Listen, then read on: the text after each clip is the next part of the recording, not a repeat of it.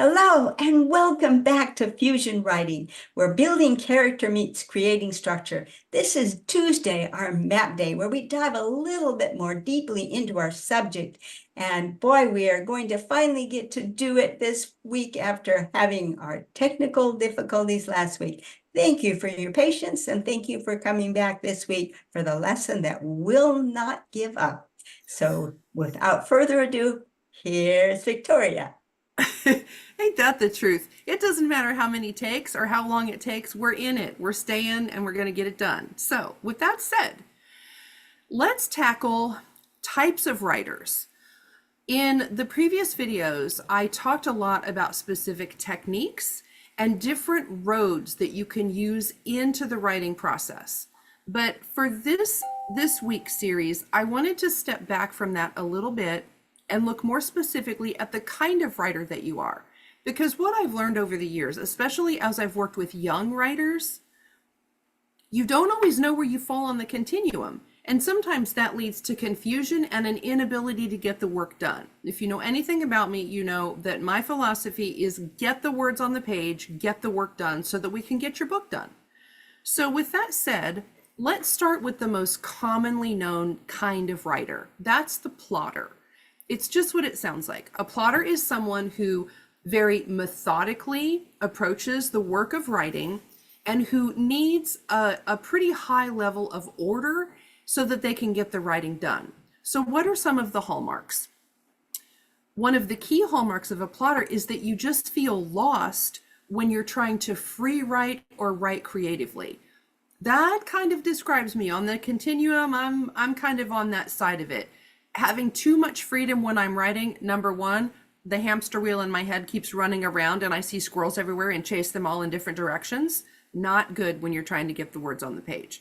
So if you find that too much freedom allows you to either daydream or drift off down rabbit holes of research, that could be an indication that you, my friend, are a plotter. So ultimately, you need a plan. That's it. That's the number one sign that you're a plotter. Number two is that you need the elements of your story to line up in an orderly way. Otherwise, you can't see the path. That's something that I say to myself all the time when I'm writing. If I get stuck or I can't get a chapter or a scene or a story unit written, often I feel like I can't see it. I know it's there, but I can't see it to get it on the page. Well, if that's something that you find you're running into, it could be because you haven't done enough research or enough character development so that you can see that story unit to be able to write it. So sometimes you just need a little bit more order in your process, my plotting friend, so that you can get those words on the page. Another thing is needing to create in the moment makes you feel overwhelmed or just at loose ends. You can't just free creative write stuff onto the page. Definitely me. I can do some free writing, but not, for example, on the novel that I'm working on. I can't free write that. If I don't know what the next story unit is that leads to the next scene, that leads to the sequel to that scene, I find myself getting lost in the weeds and the writing is hard. This is a pro tip. Anything you can do to remove the friction and the resistance from your writing process so that it's not hard will help you get the writing done. So if needing order and plotting some things out ahead of time gives you the heading so that you can do that writing work, then that's what you need to do. Just give yourself a trail to follow. Another thing is that you need source material to pull from. Now, in the current series on my YouTube channel where I'm talking about world building, I talk a lot about whether or not you need source material and how that informs your world. The reason that's important to a plotter is because plotters tend to be research-driven writers as opposed to just make it all up writers. So if you are finding, again, that you're stuck and you can't get the writing done, maybe you need to do some more research. Look into the setting, look into the theme, look into the scene, get some of those breadcrumbs down so that you have a trail to lead you through, and then you should remove some of that resistance to writing. A final thing is that you need to unpack your thoughts into some kind of order. Plotters are outliners. Often they will create elaborate spreadsheets. I'm talking to myself here. I've got some scary long ones, but it allows you to see all of those pieces together and move them around the board That way you can look at the whole thing and write those chapters that you need. Now let's look at our friends on the other side of the spectrum who are the pantsers, as in flying by the seat of your pants. Only pantsers write by the seat of your pants. So pantsers tend to be intuitive or discovery writers. They can literally hold their story in their head, which I envy. Oh boy, do I envy, because I am not that person. They can hold it all in their head and write their way from point A to B to C to D. More importantly, it doesn't have to be linear. My pantsing friends can write the end, the very end of the story, and then go back and write the midpoint and make the midpoint line up with the beginning. And then maybe they write the stuff in between, which is the connective tissue. It absolutely makes me feel major anxiety to even think about doing something as crazy as that. But if you are a pantser and you have no problem moving in time between the pieces of your story and you don't have to write it in a linear fashion, definitely a pantser. I would advise my plotting friends to look at your story from different points in it, both forwards and backwards. It's a valuable tool of perception to use, but we have to kind of grit our teeth and stress it out to look in both directions and use that pantsing power, because it's difficult, but it can be learned and it is valuable when you use it. Again, my pantsers, you don't need an outline. You can intuit the way through. You find that writing out the direction or the outline of a story is tedious. This, my friend, if you feel like your writing, planning, or your outlining is like Miss Wilkes in the 5th grade giving you homework that you hate, you are a pantser. Don't worry about having to outline it all and plot it all with plot points and lay out all of your cards in order. If that's not your style or your preference for writing and it feels heavy, again, remove the resistance, get rid of the friction. Don't worry about outlining and plotting. Free write out your drafts and then go back and edit those together in the way that makes sense, because my pantsers, you can intuit those things. A final hallmark of pantsing is you do tend to offload a lot of the heavy lifting work to the end, because you can see and write your way through. What that means is you get a whole lot of free written drafts that may or may not have that connective tissue for a good novel. So when you get to the end, you're going to have to go back and do some serious editing or employ an editor to help you shovel your way out. The final piece is a puzzler. A puzzler is someone who's kind of in the middle. Maybe they like to plan and plot some of that stuff out so they have their heading through the story, but they also like to free write and figure things out on the page and then go back and, just like a jigsaw, fit that free writing into the pieces of the outline and planning that they've laid out. So I would argue I lean towards a plotting puzzler, and I try to take and learn elements from my pantsing friends, even though that's not my nature. And that is exactly what I would argue is the best way forward. Look at the hallmarks of each camp, figure out where you most feel comfortable, and then maybe tease out some of those other elements and tools from the camp across the way so that you can remove that resistance, reduce the friction, and get those words on the page. So you know what you have to do. Let's get it done together. With that, I will throw it over to Kathleen. Thank you so much, Victoria. I really enjoyed that presentation. I think I'm probably a puzzler because I like to write. Like to have a general plan for where my story is going to go, but I like to write little sequences as I'm in the mood to write that particular scene. But I want to know in advance where they're going to show up in the story, or not even so much temporarily, but what role they're going to have in the story and shaping the story. So thank you so much. I love that idea. And oh my gosh, you have so many wonderful tools. I'm loving your videos. I hope you guys are watching her series. Oh my gosh, it's spectacular. And she's writing a book to go with it. She's not boasting about that book. What's going on? I'll have to plug it here because she's just going great guns on a wonderful book that I'm sure you guys are all going to want to have. So on my end, for the character development, we are going to be working with self-assessment, which is a balance trait. And self-assessment, you can think of it as a group. It's easy to think, well, do you judge yourself in a positive light or you judge yourself in a negative light? But the funny thing is, it only really makes sense when you go down to the level of the character trait, because there's an important division there that you have to be aware of first.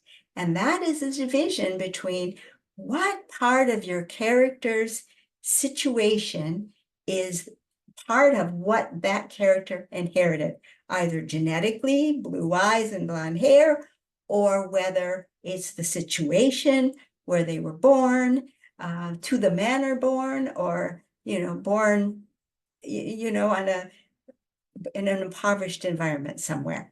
So those things are elements that the character did not get to choose for themselves, had no responsibility for, and had no ability to control whether or not they had those character traits. Those traits are different from what the character has to be honest about concerning his own personal contributions to the situation, his own personal behavior. To what extent did that character produce the situation that they're in? Do they understand the role of their behavior? So now also, because they're a balanced trait, it can go on two sides. You can have both sides of it. So because we do have to be specific for it to make sense, let's go ahead now and dive into the specifics. Oftentimes with these character traits, we will use terms that just seem like the most natural words in the world that everybody knows the meaning of. And yet in the character traits, they're used in a very, very specific way, almost in a technical sense. If you pull out your dictionary definition and you look it up, you say, oh, that's definition number 2. There's 3 definitions for that word, but that one's number 2. You'll almost always find that it's one of the meanings, but when it comes to the technical, it is just one of those meanings. We don't have ambiguity here. So let's take those 2 common words and give the character trait technical meanings for them. The first one is humility. We all have this notion of what humility is. Oh, little me, I'm humble. No, that doesn't, yes, that's a common definition of humility, but not as we use it technically.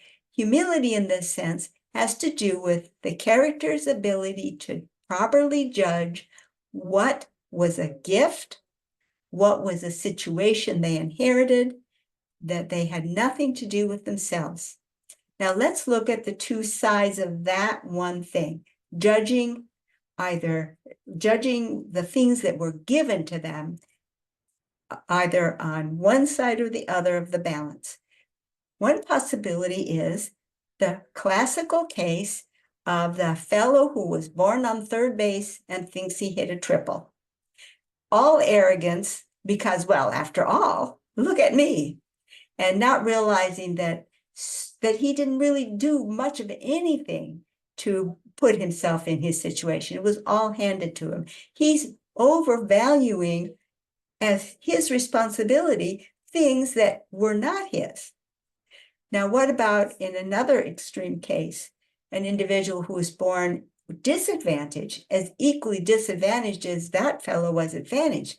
It's very easy for that character to devalue themselves and think to themselves that I'm not a worthy human being because just look.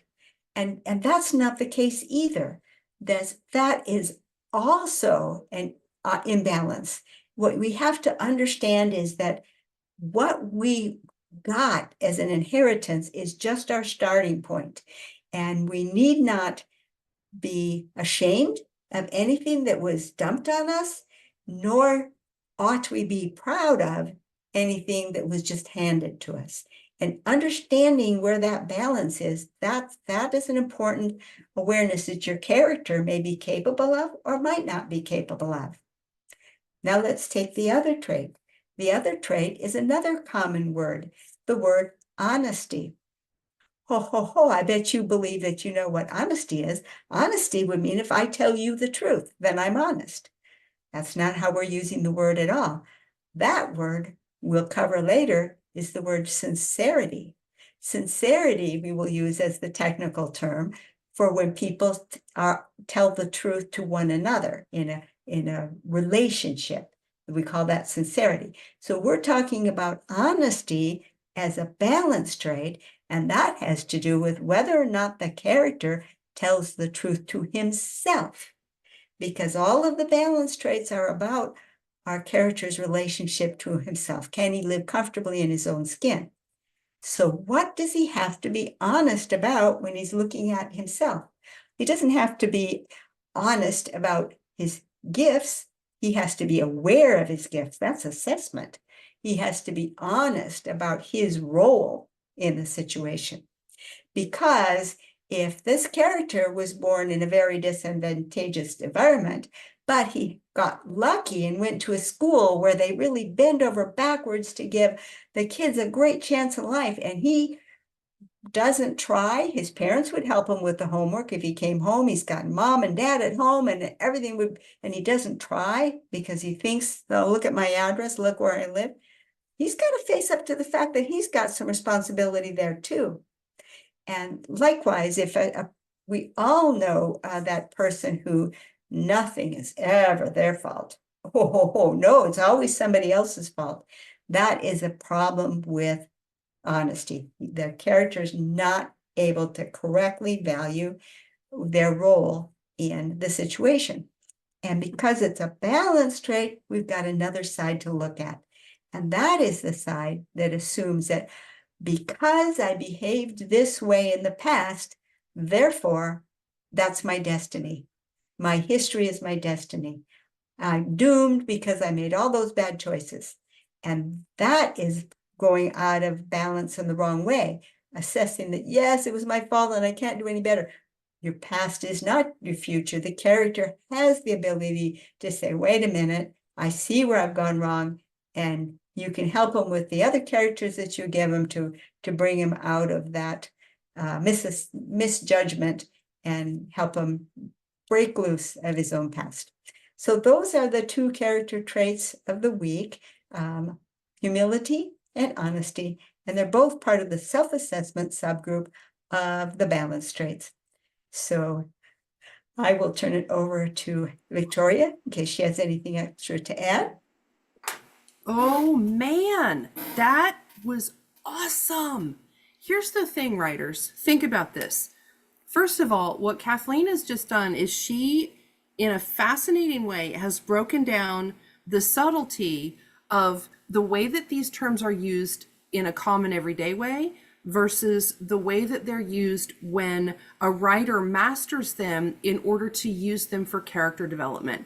What she was just speaking about, those of you that have followed any of the 8 plot points, the traditional Western style narrative, I talk on and on about this in my book, Zettelkasten for Fiction.